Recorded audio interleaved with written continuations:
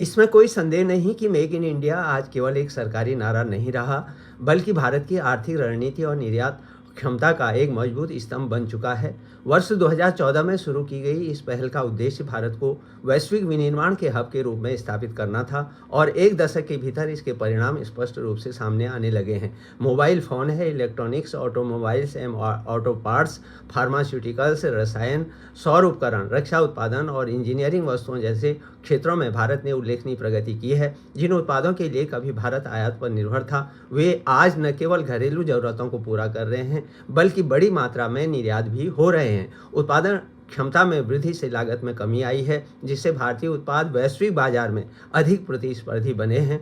परिणाम स्वरूप टैरिफ है, लॉजिस्टिक लागत है और अन्य व्यापारिक बाधाओं का प्रभाव भी काफ़ी हद तक स्वतः कम हुआ है। इस परिवर्तन की सबसे प्रभावशाली कड़ी प्रोडक्शन लिंक्ड इंसेंटिव (PLI) योजना रही है, जिसने भारत के विनिर्माण क्षेत्र को, मैन्युफैक्चरिंग सेक्टर को वैश्विक सप्लाई चेन से मजबूती से जोड़ा है। इस योजना के तहत उत्पादन और बिक्री बढ़ाने पर प्रत्यक्ष वित्तीय प्रोत्साहन दिए गए, जिससे निजी निवेश को बल मिला और बहुराष्ट्रीय कंपनियों का भारत में भरोसा बढ़ा। चीन +1 रणनीति के तहत कई वैश्विक कंपनियों ने भारत को वैकल्पिक उत्पादन केंद्र के रूप में चुना। इलेक्ट्रॉनिक क्षेत्र जो है इसका सबसे सशक्त उदाहरण है, जहां मोबाइल फ़ोन और उनके पुर्जों का निर्माण तेजी से भारत में बढ़ा है। आज भारत दुनिया के प्रमुख मोबाइल निर्यातक देशों में शामिल हो चुका है।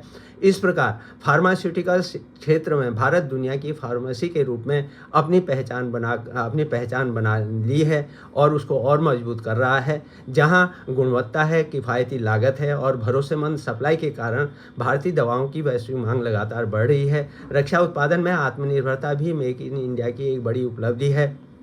जिन रक्षा उपकरणों और प्लेटफॉर्म्स के लिए भारत पहले पूरी तरह आयात पर निर्भर था, आज उनमें से कई स्वदेशी रूप से विकसित और निर्मित किए जा रहे हैं। इससे न केवल विदेशी मुद्रा की बचत हो रही है, बल्कि भारत एक उभरते रक्षा निर्यातक देश के रूप में अपनी पहचान बना रहा है। ऑटोमोबाइल और ऑटो पार्ट्स उद्योग में भी भारतीय कंपनियां अब वैश्विक ब्रांड्स की सप्लाई चेन का अभिन्न हिस्सा बन चुकी हैं। महत्वपूर्ण यह है कि मेक इन इंडिया का लाभ केवल बड़े उद्योगों तक सीमित नहीं रहा। इस पहल ने MSME सेक्टर, स्टार्टअप्स और स्थानीय उद्यमों को भी वैश्विक बाजार से जोड़ा है। इसके परिणाम स्वरूप रोजगार सृजन, कौशल विकास और क्षेत्रीय संतुलन को एक नई गति मिली है।